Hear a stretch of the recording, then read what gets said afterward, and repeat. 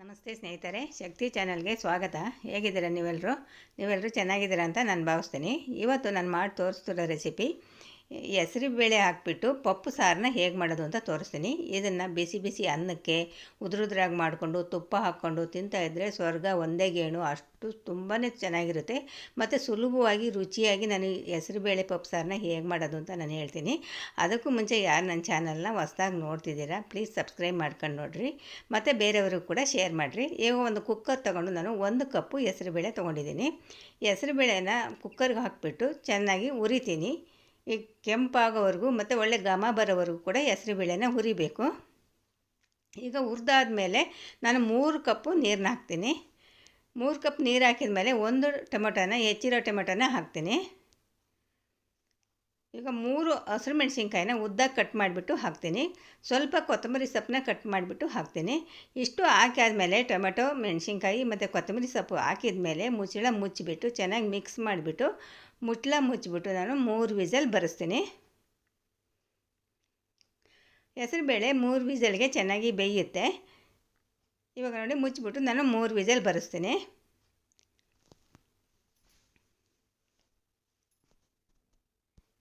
ಇವಾಗ ನೋಡಿರಿ ಹೆಸರುಬೇಳೆ ಕೂಡ ಚೆನ್ನಾಗಿ ಬೆಂದಿದೆ. 3 ವಿಸಲ್ಗೆ ಹೆಸರುಬೇಳೆ ತುಂಬ ಚೆನ್ನಾಗಿ ಬೆಂದಿದೆ. ಈಗ ಸ್ವಲ್ಪ ಮ್ಯಾಶ್ ಮಾಡಬೇಕು. ಈಗ ಸೌಟ್ನಲ್ಲೇ ಈ ಥರ ಮ್ಯಾಶ್ ಮಾಡಬೇಕು. ಈಗ ಮ್ಯಾಶ್ ಮಾಡಿದ ಮೇಲೆ 1 ಸ್ಪೂನು ಖಾರದ ಪುಡಿ ಹಾಕಬೇಕು. ಒಂದು ಸ್ವಲ್ಪ ಅರಿಶಿನ ಹಾಕಬೇಕು, ಅರಿಶಿನದ ಪುಡಿ ಹಾಕಬೇಕು. ಒಂದು ಸಣ್ಣ ನಿಂಬೆಹಣ್ಣಿನ ಗಾತ್ರದ್ದು ಹುಣಸೆಹಣ್ಣು ನೆನೆ ಹಾಕಿದ್ದೆ, ಅದನ್ನು ಹುಣಸೆಹಣ್ಣಿನ ರಸನ ಹಾಕ್ತೀನಿ.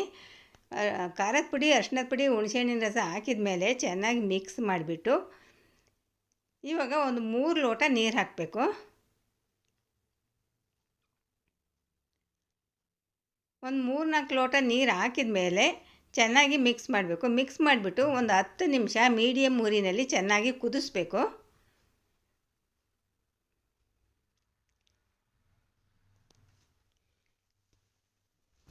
ಇವಾಗ ರುಚಿಗೆ ತಕ್ಕಷ್ಟು ಉಪ್ಪನ್ನು ಹಾಕಬೇಕು. ಉಪ್ಪು ಎಲ್ಲ ಹಾಕಿದ ಮೇಲೆ ಒಂದು 10 ನಿಮಿಷ ಮೀಡಿಯಮ್ ಉರಿ ಇಟ್ಕೊಂಡು ಚೆನ್ನಾಗಿ ಕುದಿಸ್ರಿ.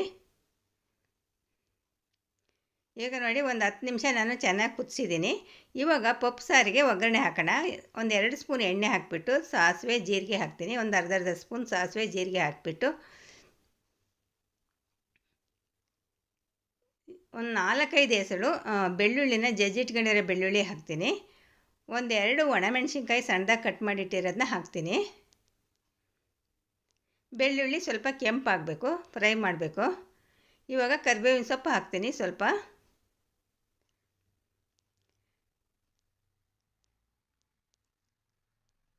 ಇವಾಗ ಚೆನ್ನಾಗಿ ಕರಿಬೇವಿನ ಸೊಪ್ಪು ಹಾಕಿದ ಮೇಲೆ ಚೆನ್ನಾಗಿ ಫ್ರೈ ಮಾಡಬೇಕು. ಈಗ ಒಂದು ಸಣ್ಣ ಗೆಡ್ಡೆ ಈರುಳ್ಳಿನ ಸಣ್ಣದಾಗಿ ಹೆಚ್ಚಿಟ್ಟಿರೋ ಈರುಳ್ಳಿನ ಹಾಕ್ತೀನಿ.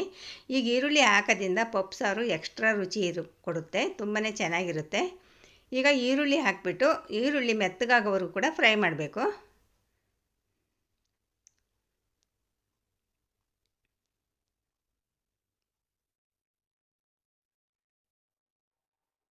ನೋಡಿ ಈ ಥರ ಈರುಳ್ಳಿ ಮೆತ್ತಗಾಗೋವರೆಗೂ ಫ್ರೈ ಮಾಡಿಬಿಟ್ಟು ಇವಾಗ ಕುದಿತಾ ಇರೋ ಸಾರಿಗೆ ಪಪ್ಪು ಸಾರಿಗೆ ಹಾಕಬೇಕು.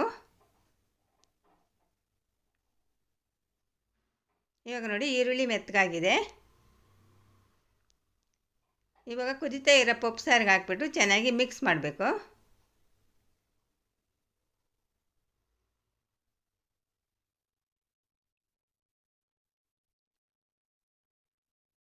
ಮಿಕ್ಸ್ ಮಾಡಿದ ಮೇಲೆ ಒಂದು 5 ನಿಮಿಷ ಮೀಡಿಯಮ್ ಊರಿನಲ್ಲಿ ಚೆನ್ನಾಗಿ ಕುದಿಸ್ಬೇಕು.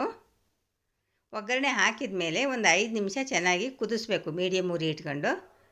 ಇವಾಗ ನೋಡಿ ಚೆನ್ನಾಗಿ ಕುದೀತಾ ಇದೆ. ಇವಾಗ ಸಣ್ಣದಾಗಿ ಕಟ್ ಮಾಡಿ ಇಟ್ಕೊಂಡಿರೋ ಕೊತ್ತಂಬರಿ ಸೊಪ್ಪನ್ನ ಹಾಕಿಬಿಟ್ಟು ಒಂದು 2 ನಿಮಿಷ ಕುದಿಸ್ಬೇಕು. ಇವಾಗ ನೋಡಿ ರೆಡಿ ಆಯಿತು, ಹೆಸರು ಬೇಳೆ ಪಪ್ಪು ಸಾರು ರೆಡಿ ಆಯಿತು. ತುಂಬಾ ಚೆನ್ನಾಗಿರುತ್ತೆ ಸ್ನೇಹಿತರೆ. ನಿಮ್ಮನೇಲಿ ಖಂಡಿತ ನೀವು ಒಂದು ಸಾರಿ ಟ್ರೈ ಮಾಡಿ ನಿಮ್ಮ ಅನಿಸಿಕೆ ಅಭಿಪ್ರಾಯಗಳನ್ನ ಕಾಮೆಂಟ್ನಲ್ಲಿ ತಿಳಿಸ್ರಿ.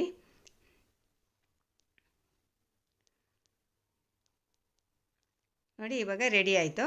ಈ ವಿಡಿಯೋ ನಿಮಗೆ ಇಷ್ಟ ಆದರೆ ಒಂದು ಲೈಕ್ ಕೊಡಿ, ಶೇರ್ ಮಾಡಿ, ಪ್ಲೀಸ್ ನನ್ನ ಚಾನಲ್ಗೆ ಸಬ್ಸ್ಕ್ರೈಬ್ ಮಾಡಿರಿ.